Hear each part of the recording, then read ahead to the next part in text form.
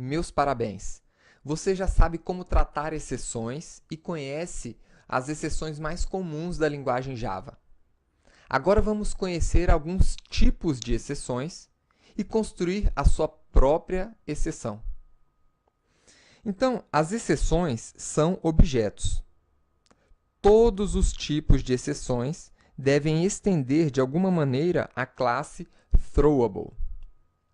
A classe Throwable, por sua vez, ela estende de Object. Essa classe contém uma string que pode ser usada para descrever a exceção. E pode ser recuperada essa informação com o método getMessage que você já aprendeu. Por convenção, a maioria dos novos tipos de exceção que você vai criar deverão estender a classe Exception, que é uma subclasse de Throwable. As exceções são geralmente exceções verificadas.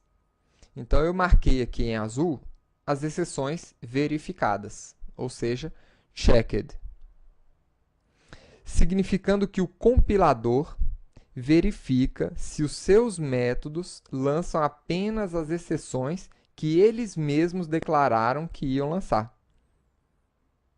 As exceções no ambiente de execução padrão e os erros estendem uma das classes, ou Runtime Exception, que vem de Exception, ou da classe Error, tornando as exceções que vêm dessas duas classes exceções não verificadas. Então, quando você torna verificada uma exceção, você está documentando a existência da exceção e assegurando que o invocador do seu método, ou seja, que quando o seu programa chamar aquele método, ele vai de alguma forma tratar aquela exceção.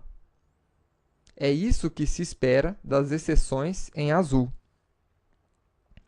Agora, essas exceções em vermelho, que são as exceções não verificadas, durante a execução representam condições que refletem erros na lógica do seu programa e não podem ser razoavelmente recuperadas durante a execução. Isso em se tratando aqui da Runtime Exception. Esses são erros que devem ser corrigidos no código do seu programa. Dentro da Runtime Exception, nós temos aqui algumas exceções que são subclasses de Runtime Exception. Por exemplo, a Illegal Argument Exception, que tem uma subclasse chamada Number Format Exception, que você já viu essa exceção na última aula. Nós temos a Arithmetic Exception, que é aquela exceção lançada quando você tenta dividir um número por zero. A Index Out of Bounds Exception, ela tem uma subclasse que é a Array Index Out of Bounds Exception, quando você tenta acessar uma posição inexistente dentro de um array. Nós temos a Class Cast Exception, Null Pointer Exception, No Such Element Exception, e dentro dessa nós temos a Number Format Exception. Então, todas essas exceções, elas representam erros de codificação. Por exemplo, se você tiver um Array Index Out of Bounds Exception, isso indica, né, que você acessou um item fora dos limites do array. Ou seja, de alguma forma, o seu programa calculou um índice de forma incorreta. Ou então ele falhou ao verificar um valor a ser usado como índice dentro do seu array. Ou seja, um erro de programação. Agora, os erros provenientes ou derivados da classe Error define uma variedade, né, de erros que indicam que algo falhou na própria VM, na própria máquina virtual Java. Ou, eventualmente, numa tentativa da JVM de executar a sua aplicação. Essas também não são verificadas.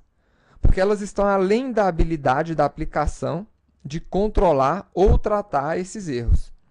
Então, o código da aplicação, ele nunca deve lançar diretamente essas exceções de erros. Tá?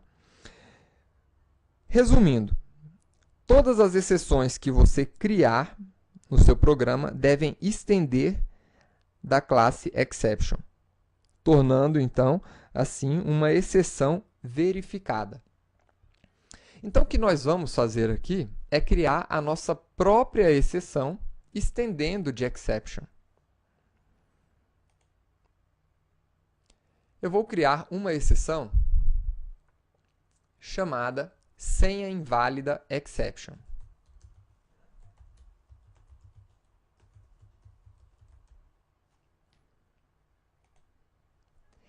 Essa exceção ela vai ser utilizada numa aplicação que realiza a autenticação de um usuário num sistema qualquer.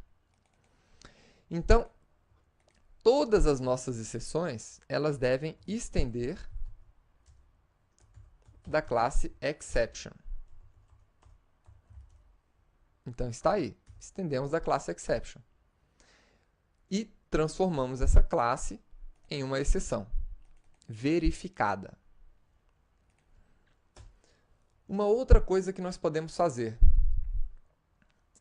Exception estende de throwable, que tem um método chamado getMessage, que é alimentado por uma string, que você pode alimentar no seu método construtor. Então, vou criar aqui o método construtor de senha inválida exception, recebendo uma mensagem no formato string. E vou chamar o método construtor. Nós temos vários métodos construtores aqui de exception, né, que recebe esse parâmetro do tipo string. Então, pronto. Criamos a nossa classe de exceção. Agora, como é que nós utilizamos essa exceção? Isso vocês já aprenderam. Eu vou criar uma classe senha teste,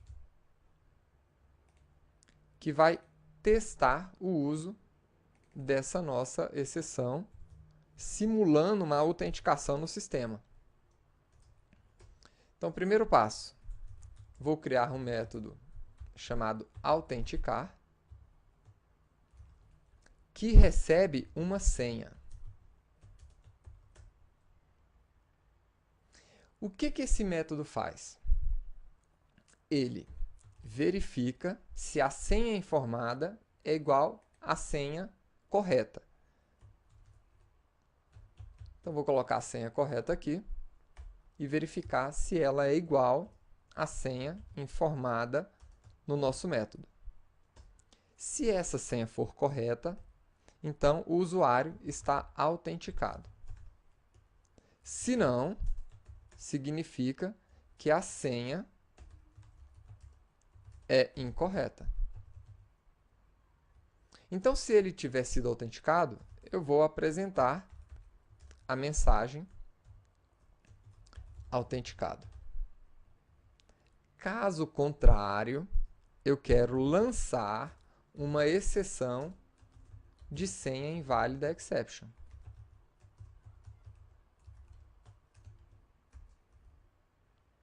Com a seguinte mensagem: senha incorreta. Então, está aí. Só que aqui a nossa IDE está indicando um erro. Por quê? Exatamente porque essa exceção é uma exceção verificada em tempo de compilação. E ele está pedindo para a gente lançar essa exceção na assinatura do nosso método. Então, aqui está. Estou lançando, estou declarando na assinatura do meu método que esse método pode lançar uma senha inválida exception. E agora? Agora nós podemos testar o nosso método, né? Utilizando, é claro, a boa prática, a nossa estrutura try-catch. No nosso try, eu vou chamar o nosso método de autenticação, informando a senha correta. E no nosso catch, eu vou capturar uma senha inválida exception, e vamos capturar a mensagem que nós informamos no construtor daquela exceção. Vamos ver aqui o resultado. Como a senha está correta, nós fomos autenticados. Agora eu vou colocar uma senha incorreta.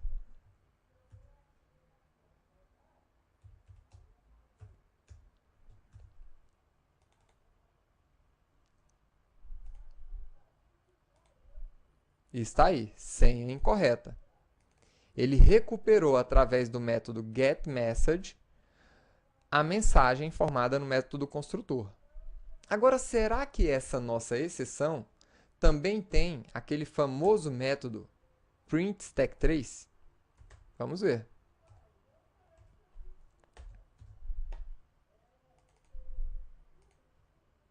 Aí está.